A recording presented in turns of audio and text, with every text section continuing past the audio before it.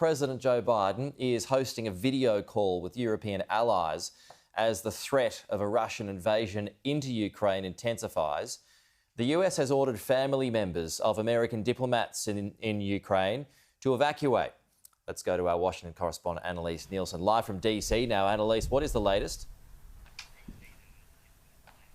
Well, there's been a few important developments today that have many on standby that there could be some kind of invasion of Ukraine. First of all, there was this warning from the United States State Department for its own ambassadors, the diplomats' families within the capital Kiev to evacuate. And this has been coupled with a warning from the Biden administration that they won't necessarily be able to evacuate US citizens in Ukraine. A lot of that pressure has come, of course, after the chaotic evacuation of Afghanistan and fears that there could be a repeat scene. But they have been adamant that they're not going to keep track of every US citizen overseas. The other quite interesting update is the Ukrainian intelligence forces saying that they now suspect there's around 127,000 Russian troops along the border there, and that's why they're convening this video chat today so that the US can coordinate with its allies about what they've described as every possible scenario.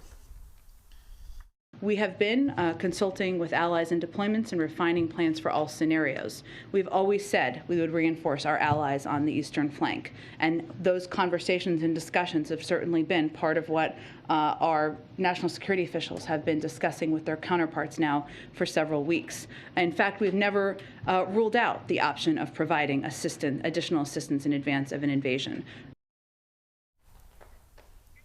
That's quite a marked escalation of rhetoric from the United States in that previously what we've heard from the Biden administration is that they're relying on economic sanctions. It seems like that's still very much on the table, but now the conversation's turned much towards what will the military response be. Now, we've heard from the Secretary of the Pentagon that there's going to be at least 8,500 US troops on higher alert, but not necessarily on standby.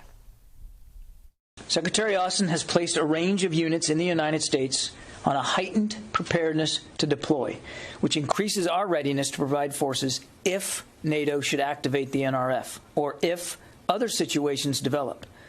All told, the number of forces that the Secretary has placed on heightened alert comes up to about 8,500 personnel.